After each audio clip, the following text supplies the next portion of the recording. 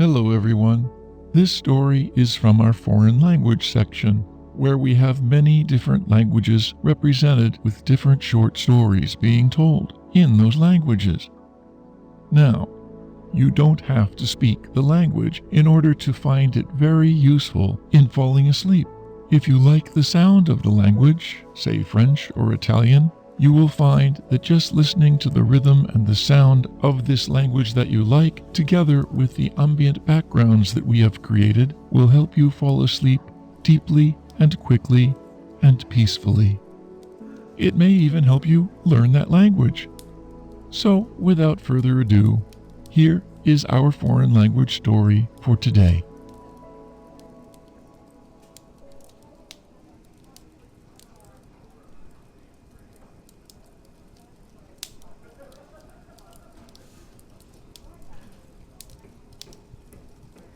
Conte fantastique de Théophile Gautier, Angela ou la cafetière.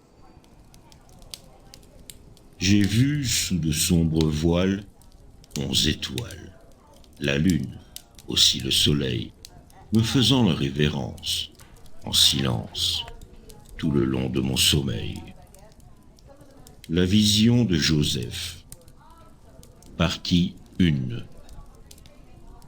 L'année dernière, je fus invité, ainsi que 2 de mes camarades d'atelier, Arrigo Coic et Pedrino Borgnoli, à passer quelques jours dans une terre au fond de la Normandie. Le temps, qui à notre départ promettait d'être superbe, s'avisa de changer tout à coup, et il tomba tant de pluie que les chemins creux où nous marchions étaient comme le lit d'un torrent. Nous enfoncions dans la bourbe jusqu'aux genoux. Une couche épaisse de terre grasse s'était attachée aux semelles de nos bottes, et par sa pesanteur ralentissait tellement nos pas que nous n'arrivâmes au lieu de notre destination qu'1 heure après le coucher du soleil. Nous étions harassés. Aussi, notre hôte, voyant les efforts que nous faisions pour comprimer nos bâillements et tenir les yeux ouverts, aussitôt que nous eûmes soupé, nous fit conduire chacun dans notre chambre. La mienne était vaste. Je sentis, en y entrant, comme un frisson de fièvre, car il me sembla que j'entrais dans un monde nouveau.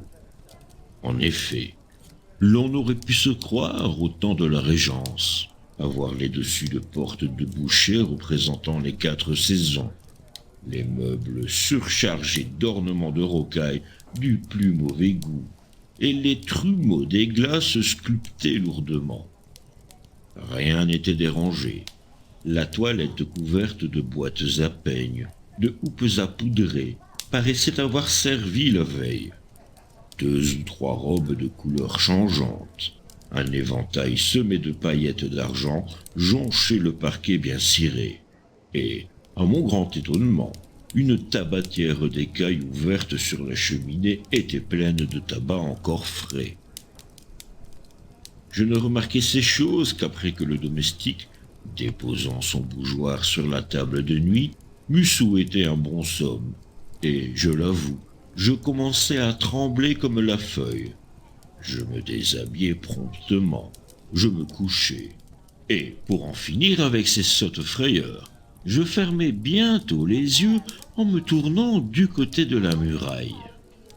Mais il me fut impossible de rester dans cette position. Le lit s'agitait sous moi comme une vague, mes paupières se retiraient violemment en arrière. Force me fut de me retourner et de voir. Le feu qui flambait jetait des reflets rougeâtres dans l'appartement, de sorte qu'on pouvait sans peine distinguer les personnages de la tapisserie et les figures des portraits enfumés pendus à la muraille. C'étaient les aïeux de notre hôte, des chevaliers bardés de fer, des conseillers en perruque, et de belles dames au visage fardé et aux cheveux poudrés à blanc, tenant une rose à la main. Tout à coup, le feu prit un étrange degré d'activité. Une lueur blafarde illumina la chambre, et je vis clairement que ce que j'avais pris pour de vaines peintures était la réalité. Car les prunelles de ces êtres encadrés remuaient, scintillaient d'une façon singulière. Leurs lèvres s'ouvraient et se fermaient comme des lèvres de gens qui parlent, mais je n'entendais rien que le tic-tac de la pendule et le sifflement de la bise d'automne. Une terreur insurmontable s'empara de moi. Mes cheveux se hérissèrent sur mon front, mes dents s'entrechoquèrent à se briser, une sueur froide inonda tout mon corps. La pendule sonna 11 heures. Le vibrement du dernier coup retentit longtemps, et lorsqu'il fut éteint tout à fait, oh non, je n'ose pas dire ce qui arriva, personne ne me croirait, et l'on me prendrait pour un fou. Les bougies s'allumèrent toutes seules. Le soufflet, sans qu'aucun être visible lui imprimât le mouvement, se prit à souffler le feu, en râlant comme un vieillard asthmatique, pendant que les pincettes fourgonnaient dans les tisons et que la pelle relevait les cendres. Ensuite, une cafetière se jeta en bas d'une table où elle était posée, et se dirigea, clopin-clopant, vers le foyer où elle se plaça entre les tisons. Quelques instants après, les fauteuils commencèrent à s'ébranler, et, agitant leurs pieds tortillés d'une manière surprenante, vinrent se ranger autour de la cheminée. Partie 2. Je ne savais que penser de ce que je voyais, mais ce qui me restait à voir était encore bien plus extraordinaire. Un des portraits, le plus ancien de tous, celui d'un gros joufflu à barbe grise, ressemblant, à s'y méprendre, à l'idée que je me suis faite du vieux Sir John Falstaff, sortit en grimaçant la tête de son cadre, et, après de grands efforts, ayant fait passer ses épaules et son ventre rebondi entre les ais étroits de la bordure, sauta lourdement par terre. Il n'eut pas plutôt pris haleine qu'il tira de la poche de son pourpoint une clé d'une petitesse remarquable. Il souffla dedans pour s'assurer si la fourrure était bien nette, et il l'appliqua à tous les cadres les uns après les autres. Et tous les cadres s'élargirent de façon à laisser passer aisément les figures qu'ils renfermaient. Petits abbés poupins, douairières sèches et jaunes, magistrats à l'air grave ensevelis dans de grandes robes noires, petits maîtres en bas de soie, en culottes de prunelle, la pointe de l'épée en haut, tous ces personnages présentaient un spectacle si bizarre que, malgré ma frayeur, je ne pus m'empêcher de rire. Ces dignes personnages s'assirent. La cafetière sauta légèrement sur la table. Ils prirent le café dans des tasses du Japon blanches et bleues, qui accoururent spontanément de dessus un secrétaire, chacune d'elles munie d'un morceau de sucre et d'une petite cuillère d'argent. Quand le café fut pris, tasse, cafetière et cuillère disparurent à la fois, et la conversation commença. Certes, la plus curieuse que j'aie jamais ouïe, car aucun de ces étranges causeurs ne regardait l'autre en parlant. Ils avaient tous les yeux fixés sur la pendule. Je ne pouvais moi-même en détourner mes regards et m'empêcher de suivre l'aiguille, qui marchait vers minuit à pas imperceptibles. Enfin, minuit sonna. Une voix, dont le timbre était exactement celui de la pendule, se fit entendre et dit « Voici l'heure, il faut danser !» Toute l'assemblée se leva. Les fauteuils se reculèrent de leur propre mouvement. Alors, chaque cavalier prit la main d'une dame, et la même voix dit « Allons, messieurs de l'orchestre, commencez !» J'ai oublié de dire que le sujet de la tapisserie était un concerto italien d'un côté et de l'autre une chasse aux cerfs où plusieurs valets donnaient du corps. Les piqueurs et les musiciens, qui jusque-là n'avaient fait aucun geste, inclinèrent la tête en signe d'adhésion. Le maestro leva sa baguette, et une harmonie vive et dansante s'élança des deux bouts de la salle. On dansa d'abord le menuet. Mais les notes rapides de la partition exécutée par les musiciens s'accordaient mal avec ces graves révérences. Aussi, chaque couple de danseurs, au bout de quelques minutes, se mit à pirouetter comme une toupie d'Allemagne. Les robes de soie des femmes, froissées dans ce tourbillon dansant, rendaient des sons d'une nature particulière. On aurait dit le bruit d'ailes d'un vol de pigeons. Le vent qui s'engouffrait par-dessous les gonflait prodigieusement, de sorte qu'elles avaient l'air de cloches en branle. L'archet des virtuoses passait si rapidement sur les cordes qu'il en jaillissait des étincelles électriques. Les doigts des flûteurs se haussaient et se baissaient comme s'ils eussent été de vif argent. Les joues des piqueurs étaient enflées comme des ballons. Et tout cela formait un déluge de notes et de trilles si pressés et de gammes ascendantes et descendantes si entortillées, si inconcevables, que les démons eux-mêmes n'auraient pu 2 minutes suivre une pareille mesure. Aussi, c'était pitié de voir tous les efforts de ces danseurs pour rattraper la cadence. Ils sautaient, cabriolaient, faisaient des ronds de jambes, des jetés battus et des entrechats de 3 pieds de haut, tant que la sueur, leur coulant du front sur les yeux, leur emportait les mouches et le phare. Mais ils avaient beau faire, l'orchestre les devançait toujours de 3 ou 4 notes. La pendule sonna 1 heure. Ils s'arrêtèrent. Je vis quelque chose qui m'était échappé. Une femme qui ne dansait pas. Elle était assise dans une bergère au coin de la cheminée, et ne paraissait pas le moins du monde prendre part à ce qui se passait autour d'elle. Jamais, même en rêve, rien d'aussi parfait ne s'était présenté à mes yeux. Une peau d'une blancheur éblouissante, des cheveux d'un blond cendré, de longs cils et des prunelles bleues, si claires et si transparentes que je voyais son âme à travers aussi distinctement qu'un caillou au fond d'un ruisseau. Et je sentis que si jamais il m'arrivait d'aimer quelqu'un, ce serait elle.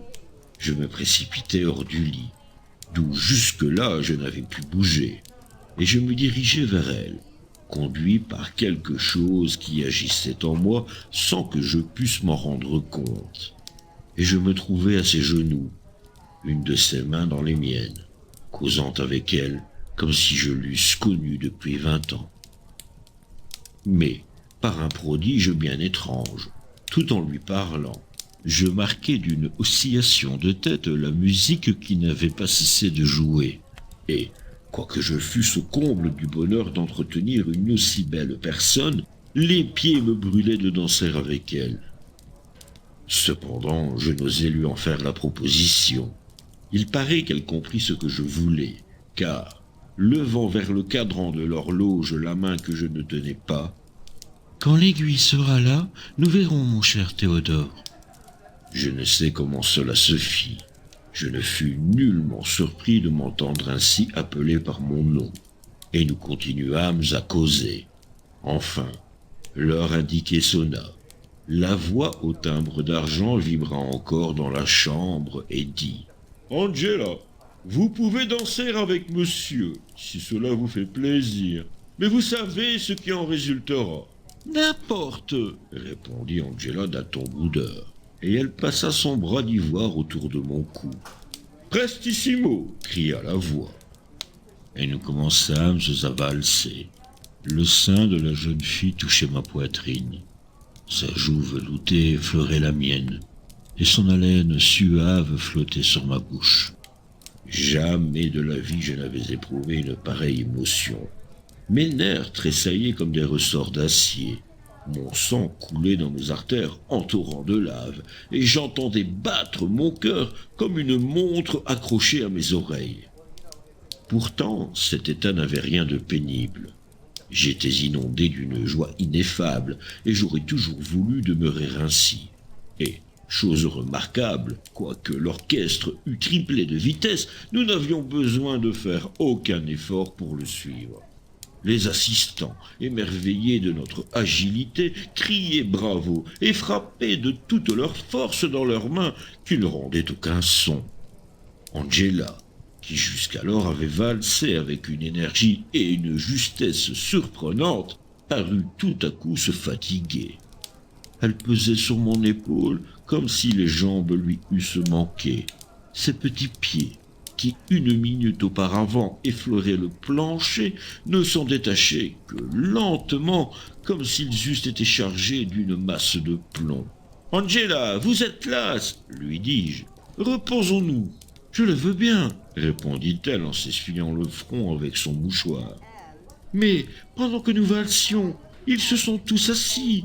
Il n'y a plus qu'un fauteuil, et nous sommes deux. Qu'est-ce que cela fait, mon bel ange? Je vous prendrai sur mes genoux. » Partie 3. Sans faire la moindre objection, Angela s'assit, m'entourant de ses bras comme d'une écharpe blanche, cachant sa tête dans mon sein pour se réchauffer un peu, car elle était devenue froide comme un marbre. Je ne sais pas combien de temps nous restâmes dans cette position, car tous mes sens étaient absorbés dans la contemplation de cette mystérieuse et fantastique créature. Je n'avais plus aucune idée de l'heure ni du lieu. Le monde réel n'existait plus pour moi, et tous les liens qui m'y attachent étaient rompus. Mon âme, dégagée de sa prison de boue, nageait dans le vague et l'infini. Je comprenais ce que nul homme ne peut comprendre. Les pensées d'Angela se révélant à moi sans qu'elle eût besoin de parler, car son âme brillait dans son corps comme une lampe d'albâtre, et les rayons partis de sa poitrine perçaient la mienne de part en part. L'alouette chanta. Une lueur pâle se joua sur les rideaux. Aussitôt qu'Angela l'aperçut, elle se leva précipitamment, me fit un geste d'adieu, et après quelques pas, poussa un cri et tomba de sa hauteur. Saisi d'effroi, je m'élançai pour la relever. Mon sang se fige rien que d'y penser. Je ne trouvais rien que la cafetière brisée en 1000 morceaux. À cette vue, persuadé que j'avais été le jouet de quelque illusion diabolique, une telle frayeur s'empara de moi que je m'évanouis. Partie 4. Lorsque je repris connaissance, j'étais dans mon lit. Arrigo Cohic et Pedrino Borgnoli se tenaient debout à mon chevet. Aussitôt que j'eus ouvert les yeux, Arrigo s'écria « Oh, ce n'est pas dommage. Voilà bientôt 1 heure que je te frotte les tempes d'eau de Cologne. Que diable as-tu fait cette nuit? Ce matin, voyant que tu ne descendais pas, je suis entré dans ta chambre et je t'ai trouvé tout du long étendu par terre, en habit à la française, serrant dans tes bras un morceau de porcelaine brisé, comme si c'eût été une jeune et jolie fille. Pardieu, c'est l'habit de noces de mon grand-père, dit l'autre en soulevant une des basques de soie fond rose à ramages verts. Voilà les boutons de strass et de filigrane qui nous vantaient tant. Théodore l'aura trouvé dans quelque coin et l'aura mis pour s'amuser. Mais à propos de quoi t'es-tu trouvé mal? Ajouta Borgnoli. Cela est bon pour une petite maîtresse qui a des épaules blanches. On la délace, on lui ôte ses colliers et son écharpe, et c'est une belle occasion de faire des minauderies. Ce n'est qu'une faiblesse qui m'a pris, je suis sujet à cela, répondis-je sèchement. Je me levai, je me dépouillai de mon ridicule accoutrement, et puis l'on déjeuna. Mes 3 camarades mangèrent beaucoup et burent encore plus. Moi, je ne mangeais presque pas. Le souvenir de ce qui s'était passé me causait d'étranges distractions. Le déjeuner fini, comme il pleuvait à verse, il n'y eut pas moyen de sortir. Chacun s'occupa comme il put. Borgnoli tambourina des marches guerrières sur les vitres. Arrigo et l'hôte firent une partie de dames. Moi, je tirai de mon album un carré de vélin et je me mis à dessiner. Les linéaments presque imperceptibles tracés par mon crayon, sans que j'y eusse songé le moins du monde, se trouvèrent représenter avec la plus merveilleuse exactitude la cafetière qui avait joué un rôle si important dans les scènes de la nuit. C'est étonnant comme cette tête ressemble à ma sœur Angela, dit l'hôte qui, ayant terminé sa partie, me regardait travailler par-dessus mon épaule. En effet, ce qui m'avait semblé tout à l'heure une cafetière était bien réellement le profil doux et mélancolique d'Angela. « De par tous les saints du paradis, est-elle morte ou vivante ?» m'écriai-je d'un ton de voix tremblant, comme si ma vie eût dépendu de sa réponse. « Elle est morte, il y a 2 ans, d'une fluxion de poitrine à la suite d'un bal. Hélas !» répondis-je douloureusement. Et, retenant une larme qui était près de tomber, je replaçai le papier dans l'album. Je venais de comprendre qu'il n'y avait plus pour moi de bonheur sur la terre.